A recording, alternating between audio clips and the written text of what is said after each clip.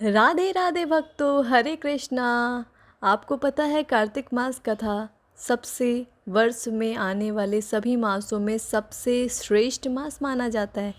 कार्तिक मास को यह मास भगवान श्री हरि को अत्यंत प्रिय है और चतुर्मास के अंदर सबसे अंतिम आने वाला मास भी है।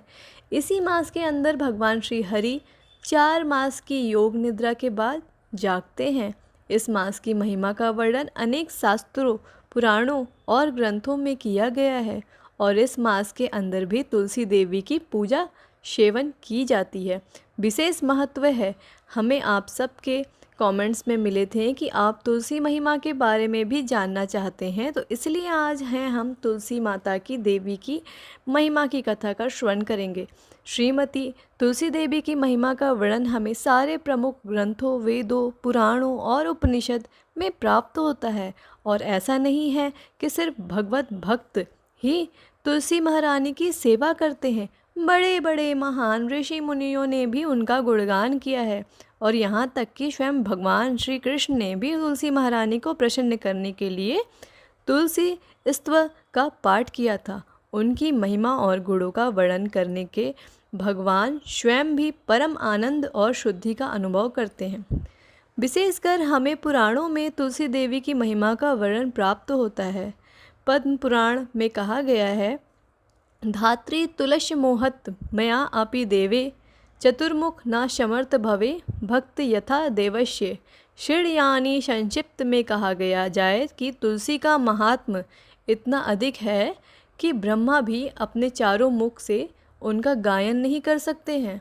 गरुड़ पुराण में स्वयं भगवान श्री हरि गरुड़ से कहते हैं, हे विप्रामंत्रा कुशावनी तुलसी चा खगेश्वर नते निर्मलय ताम जानती क्रियमाण पुनः पुनः।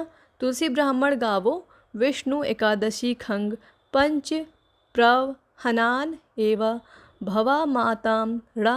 अर्थात हे पक्षीराज ब्राह्मण, मंत्र कृष्ण, अग्नि और तुलसी यह बार बार समर्पित होने पर भी दूषित नहीं माने जाते हैं।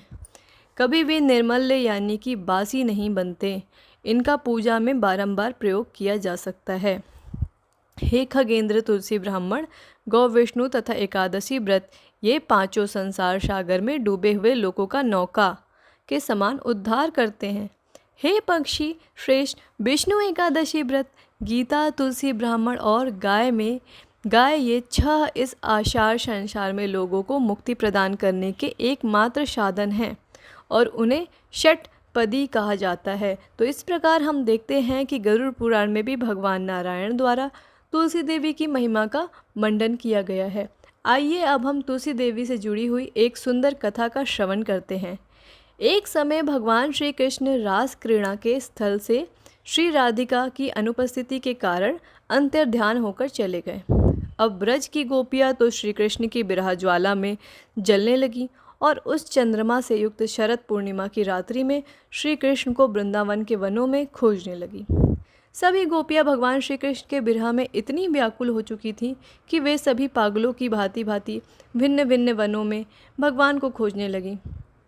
उन्हें ढूंढते हुए एक तुलसी कानन को देखा उन्होंने और उसके पास जाकर वे सब कहने लगी, हे तुलसी, हे वृंद, तुम संपूर्ण जगत की मंगलकारिणी और श्री गोविंद के चरणों की प्रिया हो। तुम्हारे बिना इस जगत का कौन कल्याण कर सकता है, इसलिए हम सब तुम्हारी शरण में आए हैं।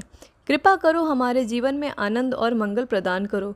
हमारे प्राणनाथ स्वयं श्री कृष्ण को खो चुके हैं और उनके खो जाने के कारण हम उस वन में उन्हें ढूंढते हुए भटक रही हैं। हे हरिप्रिय तुलसी, कृपा करके हमें बताओ कि कृष्ण कहाँ हैं।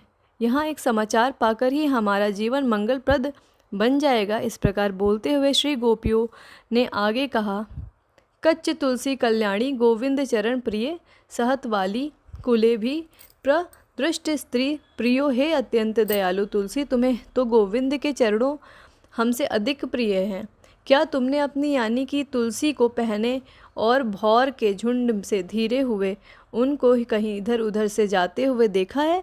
तुलसी, तुम्हारे बिना और कोई भी सर्वश्रेष्ठ और भाग्यशाली नहीं है।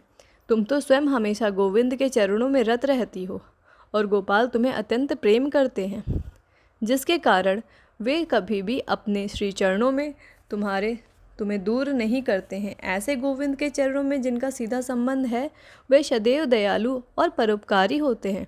हम सभी इस आशा को हृदय में धारण करके तुम्हारे पास आई हैं कि तुम हमें श्री कृष्ण का संग प्रदान करोगी और हमारे प्राणों की रक्षा करोगी।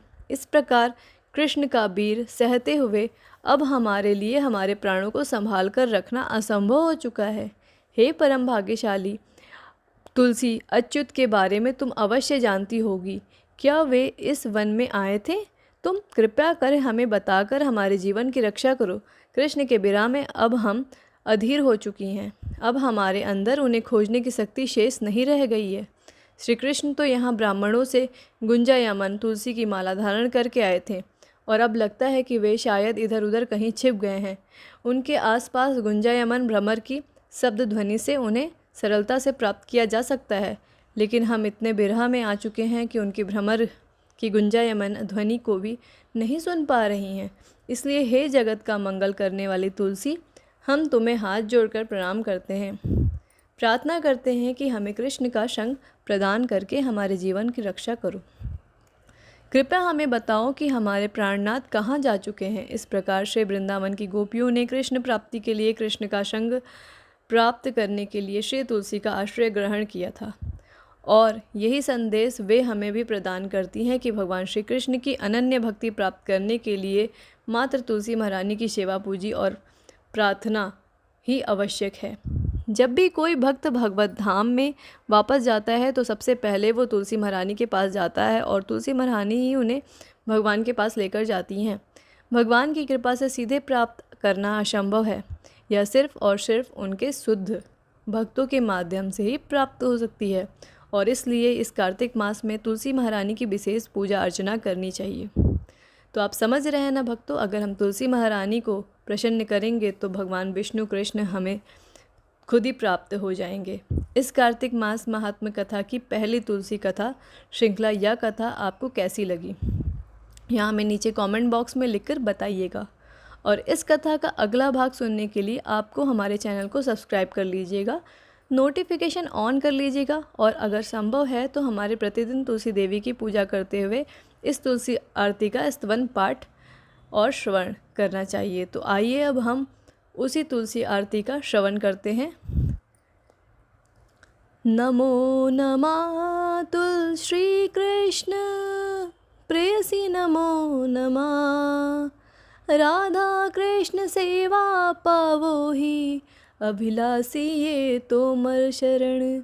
लो तारा वंश पूर्ण हो, कृपा कर कर तारे। वृंदावन वासी मोरा, यही अभिलाष अभिलाष कुंज। दियो वासनने हरि भो, सदा युगल रूप पराशी निवेदना। धरा शखीरनु गता करो शिवा, अधिकार दिए करोनी जदाशी दिन कृष्णा। दाशे कहे नमो रा श्री राधा गोविंद, प्रेम सदायन भाषी तुलसी कृष्ण प्रियासी। नमो नमः तुलसी कृष्ण प्रेयसी, नमो नमः। तो आइए अब इस तुलसी आरती का अर्थ जानते हैं। इसका अर्थ और अनुवाद इस प्रकार है। भगवान श्री कृष्ण की प्रियात्मा हे तुलसी देवी, मैं आपको बारंबार प्रणाम करती हूँ। मेरी एकमात्र इच्छा है कि मैं श्री राधा कृष्ण की प्रेममय सेवा प्राप्त कर सकूँ। जो कोई भी आपकी शरण लेता है उसकी मनोकामनाएं पूर्ण हो जाती हैं, उस पर आप अपनी कृपा बरसाती हैं और उसे वृंदावन बसी बना देती हैं।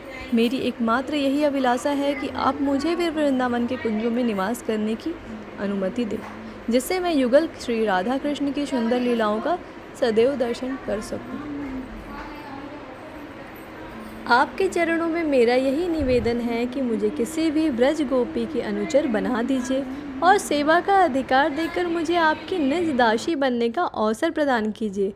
प्रतिदिन कृष्णदास आपसे यही प्रार्थना करते हैं कि मैं सदा सर्वदा श्री श्री राधा गोविंद के प्रेम में डूबा रहूं। इस प्रकार तुलसी आरती करने के बाद अब समय है तुलसी देवी की प्रदक्षिणा करने का।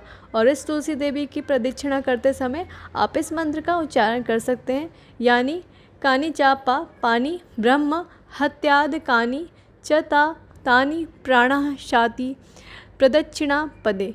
पदे इसका अर्थ यह होता है कि जो भी व्यक्ति तुलसी महारानी की प्रदक्षिणा करता है तो उस प्रदक्षिणा के दौरान पद पद पर उसके समस्त ब्रह्म हत्या जैसे बड़े बड़े पापों का भी नाश हो जाता है। तो इस प्रकार इस कार्तिक मास के आप तुलसी पूजन और प्रदक्षिणा कर सकते हैं। तो इस प्रकार अगर आपको मेरा ये कार्तिक मास कथा अध्याय 7 अच्छा लगा हो तो हमारे चैनल को सब्सक्राइब करें और हमारे बेल आइकन को प्रेस करें, ताकि हम जो भी कार्तिक मास से रिलेटेड और भी भक्ति ज्ञान के रिलेटेड और लड्डू गोपाल के रिलेटेड मैं वीडियो बनाऊं तो आपको सबका नोटिफिकेशन तुरंत मिल जाए। राधे राधे भक्तों, हमारे चैनल को लाइक करें, सब्सक्राइब करें और बहुत सारा प्यार दें। जय श्री राम।